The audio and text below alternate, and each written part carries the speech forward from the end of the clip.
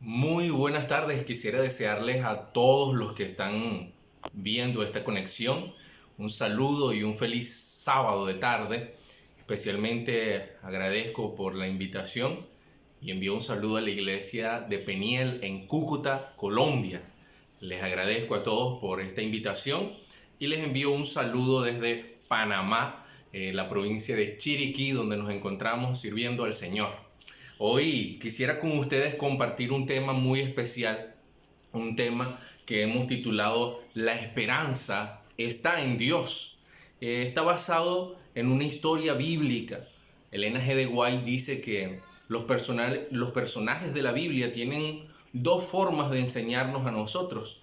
Una es, por ejemplo, quiere decir que la vida de ellos es un ejemplo a seguir para nosotros. Y la segunda es por contraste, que los errores que ellos cometieron nos dejan una enseñanza y nosotros no deberíamos caer en sus errores, pero es importante conocer estos errores. Así que, sin más preámbulo, vamos a ir al estudio o al tema de esta tarde de sábado, no sin antes tener una oración antes de leer la palabra de Dios. Así que les invito para que juntos tengamos una palabra de oración.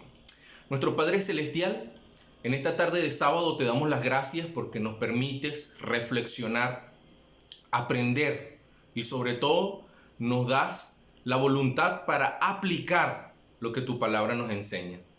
Te pido humildemente que bendigas a todos los que están conectados desde diferentes partes de Colombia y del mundo. Gracias te damos por escuchar nuestra oración y por tu amor. En el nombre de Jesús, amén y amén. Muy bien, como les decía, la historia está basada en un personaje de la Biblia. Este personaje de la Biblia nos deja una lección o varias lecciones importantes. Particularmente me gusta mucho leer la historia de los reyes. La historia de los reyes, desde el primer rey que fue Saúl. Hay una sucesión de reyes que no continúa con la familia de Saúl. Todos conocemos, es rasgado el reino de Saúl y pasa a David, y entonces con David se hay una sucesión de reinos de los hijos de David, los nietos de David, y así sucesivamente hasta que el reino se divide con Salomón, obviamente, y se crea el rey del reino de Israel y el reino de Judá. Entre los reyes que llaman mi atención hay muchos. Particularmente me quisiera enfatizar hoy la vida de un rey llamado Ezequías. Las historias de la Biblia, ellas nos dejan lecciones muy importantes. Y la historia de Ezequías nos deja una muy especial. Él, en principal, quisiera contextualizarles la vida de Ezequías. Ezequías es hijo de otro rey llamado Acaz, que fue un rey muy malo en la nación de Judá. Les recuerdo que Judá era el lugar donde había quedado el templo que había edificado Salomón. En este lugar se había continuado el sacerdocio. En Israel no había templo. En Israel incluso se habían consagrado unos sacerdotes para que hicieran un culto pagano, se levantaron imágenes a dioses paganos, así que la corrupción espiritual en Israel era más constante, era continua. No así en Judá había quedado el templo de Salomón y los sacerdotes hacían continuamente un servicio en la mañana y en la tarde. Sin embargo, Acaz quitó por completo el servicio que se hacía mañana y tarde en Israel. No bastando con esto, también Acaz se describe en la Biblia como un rey que hizo lo malo ante los ojos de Jehová, pues erigió o levantó imágenes idolátricas en la nación de Judá. También hizo sacrificios humanos para adorar a esos dioses paganos. Levantó lugares de adoración para Acera, la diosa Acera. Y lo peor es que cerró el templo de Salomón, y los utensilios y las cosas de valor, tanto de oro y de plata, este rey las había dado a un rey pagano, el rey de Asiria, con quien hizo una alianza. Esta alianza con ese rey pagano le trajo consecuencias muy serias a Judá en el tiempo del reinado de Acaz. Muere Acaz y comienza entonces el reinado de Ezequías, de quien quiero hablarte. Ezequías entonces viene con un pasado, podríamos decir, de una familia oscura por su padre. Su padre no fue un buen ejemplo a seguir. Su padre es de esos ejemplos, pues, de esas historias de las cuales aprendemos por contraste. Lo que él hizo no deberíamos hacerlo. Ahora, cuando nosotros crecemos en un entorno dañado, nocivo, donde hay vicios, donde hay maldad, corrupción, donde hay maltrato, las posibilidades son muy grandes de que terminemos practicando todo lo que había en nuestro entorno. Pero me llama la atención que este no fue el caso de Ezequías. Ezequías, descrito en el capítulo 18 del segundo libro de los Reyes, su reinado, dice que comenzó a reinar cuando tenía 25 años y reinó en Jerusalén 29 años. El nombre de su madre era Abi, hija de Zacarías. Esta mujer, madre de Ezequías, le dio un ejemplo continuo, le enseñó acerca del Dios verdadero, a pesar de que su padre no fue un rey que adoraba y servía al Dios verdadero. Pero el valor de su mamá fue importante para Ezequías. Por lo tanto, el versículo 5 dice: en Jehová Dios de Israel puso su esperanza. Entre todos los reyes de Judá no hubo otro como él, antes ni después, pues siguió a Jehová y no se apartó de él, sino que guardó los mandamientos de Jehová, que Jehová prescribió a Moisés. Jehová estaba con él y a donde quiera que iba, prosperaba. Esta es la vida de Ezequías en su reinado. Un rey que adoraba al Dios verdadero, que servía al Dios verdadero, sin importar lo que su papá había hecho. Y aquí quisiera hacer una primera aplicación de este tema. Es muy probable que tu ejemplo familiar no sea el mejor. Es muy probable que dentro del entorno que te rodea, el lugar donde creciste, donde te criaste, el ejemplo no sea el más adecuado. Has visto personas practicar cosas que no corresponden. Has visto personas que no observan, guardan y obedecen los mandamientos de Dios. Constantemente hay mentiras, constantemente hay engaño. Y ese entorno puede que ejerza una influencia, pero tú puedes marcar la diferencia. Tú puedes ser diferente, como Ezequías. Tú puedes llevar otra línea que sí obedezca a Dios, que sí haga lo bueno ante los ojos de Dios. Y de ese tipo de personas Dios está buscando. Sin importar la edad, Dios desea que tú marques la diferencia. Seguimos con Ezequías. Entre las cosas que Ezequías hizo, caracterizan que él quebró toda la idolatría que su papá había comenzado.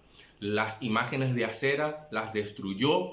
Incluso la serpiente de bronce que Moisés había levantado en el desierto, que se había vuelto una especie de símbolo idolátrico, Ezequías la destruyó.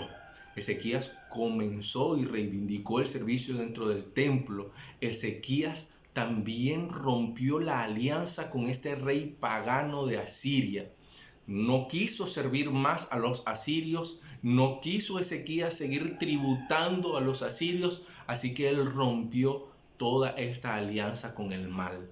Y eso obviamente es lo que al enemigo le desagrada.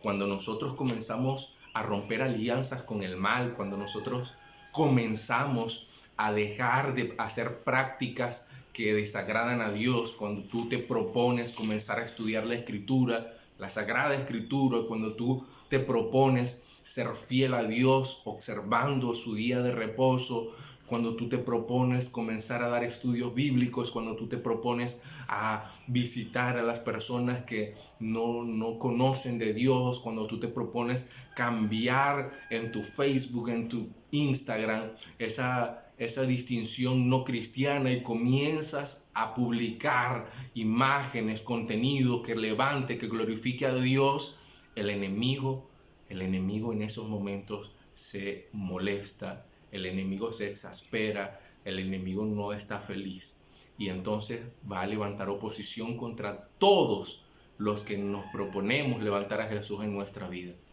Y eso le pasó a Ezequías. rompió su alianza con el rey de Asiria. Y este rey mandó entonces mensajeros, mandó a su ejército, rodeó la ciudad de Judá y les dijo a través de su mensajero que era necesario que se volviesen a él, que volviesen a hacer alianzas, y les amenazó de una forma muy cruel. Te dejo este capítulo para que lo leas, pero les hizo amenazas severas, trató de amedrentarles, de humillarles a través de las amenazas, intentó infundir un temor, no solo en Ezequías, también en todos los habitantes del pueblo. Pero Ezequías decidió mantener su confianza puesta en el Señor. Consultó con Isaías, que era contemporáneo con él, así que el rey Isaías y el rey Ezequías eran contemporáneos.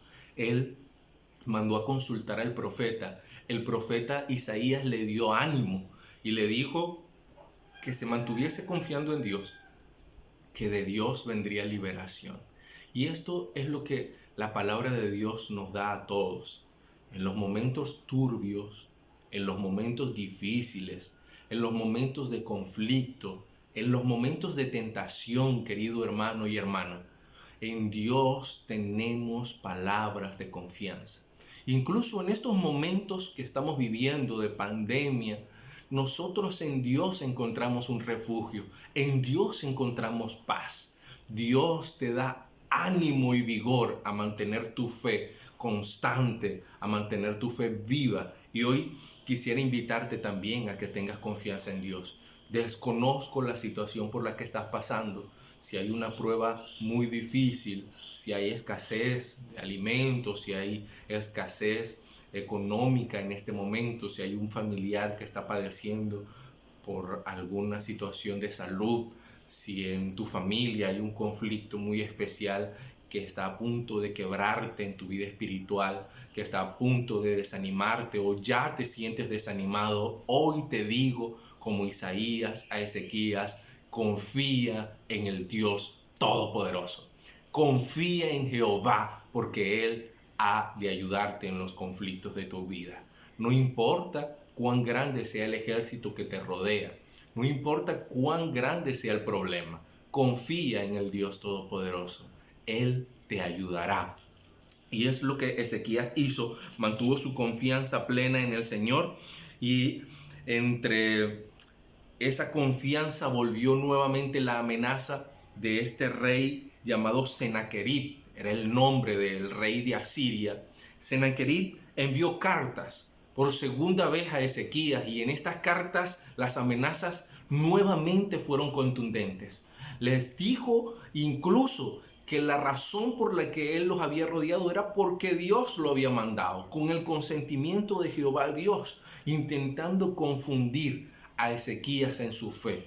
Y esto va a suceder mucho. El enemigo intentará confundir tu fe. Y el enemigo intentará crear dudas en tu fe. Pero en los momentos difíciles no dudes, no desconfíes. Mantente plenamente seguro en el Señor Todopoderoso.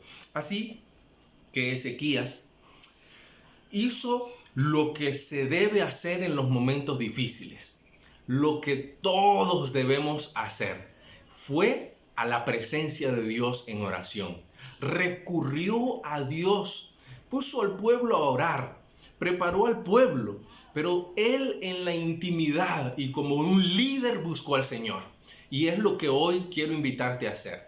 Porque hay un problema común por el que estamos pasando, pero hay problemas individuales que todos tenemos. Pero en esos problemas te invito a recurrir al Todopoderoso. Búscalo en oración. A mí particularmente me llama mucho la atención la oración que hizo Ezequías en ese momento. Ezequías hizo esta oración. Quisiera compartirla contigo. La oración de Ezequías está en el capítulo 19 del segundo libro de los Reyes, desde el versículo 14 en adelante. Ezequías tomó la carta de mano de los embajadores. Después de leerla, subió a la casa de Jehová y la extendió delante de Jehová. Entonces oró Ezequías delante de Jehová diciendo: Jehová, Dios de Israel, que moras entre los querubines, solo tú eres Dios de todos los reinos de la tierra. Tú hiciste el cielo y la tierra. Inclina, Jehová, tu oído y oye. Abre, Jehová, tus ojos y mira. Oye las palabras que Sennacherib ha enviado a decirme para blasfemar contra el Dios viviente. Me gusta cómo inicia la oración de Ezequías. ¿Sabes por qué me gusta? Porque por muchos años yo no sabía orar. Crecí en un hogar donde no me inculcaron principios cristianos. Y fue hasta los 18 años que yo en este libro sagrado conseguí mucha información acerca del Dios verdadero. Pero en mis años jóvenes, cuando oraba, cuando hablaba con Dios, lo hacía refiriéndome a alguna estatua, a alguna imagen, porque así me habían enseñado, que Dios estaba en una imagencita o en una cruz colgado. Y a esa imagen me refería pensando que Dios estaba escuchándome en esa imagen. A veces me colgaba en mi cuello alguna imagen que pensaba yo que era la imagen de Dios y creía que yo podía cargar a Dios. Creía que yo podía sostenerle a Él en mi cuello, en mi mano o en alguna parte de mi cuerpo. Yo creía que tenía protección porque estaba sosteniendo a Dios conmigo. Pero cuando comencé a leer la Sagrada Escritura, cuando comencé a estudiar la Biblia, me di cuenta que Dios, mi querido hermano, no lo puedo sostener. Que a Dios no le puedo sujetar. Que Dios es inmenso. Que Dios es enorme.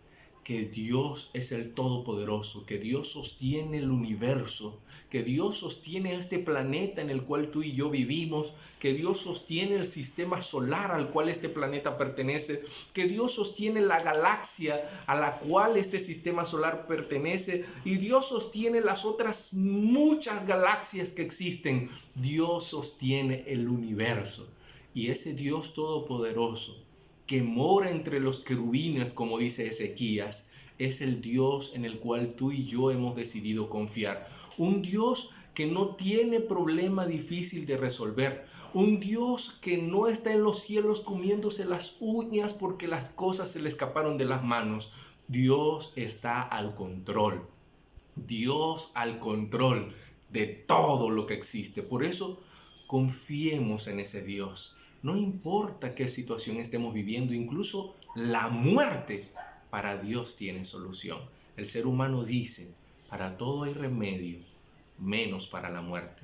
Dios dice, la muerte incluso tiene una solución, porque Él es la resurrección y la vida. Por eso no hay nada que temer si nuestra confianza está puesta en Dios. Ezequías confiaba en Dios y por eso su oración dice, tú Dios, que moras entre los querubines, creaste el cielo, creaste la tierra, creaste todo lo que existe. Ese Dios creador de todo lo que existe es el Dios de Ezequías. Y en él confiaba Ezequías. Así que le continúa diciendo, es verdad, Jehová, que los reyes de Asiria han destruido las naciones y sus tierras, y que han echado al fuego a sus dioses, por cuanto ellos no eran dioses, sino obra de manos humanas, de madera o de piedra, y por eso los destruyeron. Ahora pues, Jehová, Dios nuestro, sálvanos, te ruego, de sus manos, para que sepan todos los reinos de la tierra que solo tú, Jehová, eres Dios. Esta es la petición de Ezequías. Sálvanos. No para que todo el mundo se glorifique o para que el rey Ezequías se glorifique, no. Para que todo el mundo conozca que solo tú eres Dios. Y este enfoque de la oración debería ser también nuestro enfoque. A veces somos muy egoístas. A veces pedimos a Dios algo solo para nosotros, pero no buscamos que Dios sea conocido, que Dios sea glorificado. Por eso te invito para que también al orar busques que el nombre de Dios sea conocido y glorificado. Cuando le pidas algo a Dios, pequeño o grande, pídele que su nombre sea conocido, que su nombre sea glorificado. Dios está buscando también personas que oren así en espíritu y en verdad, y que busquen glorificar su nombre.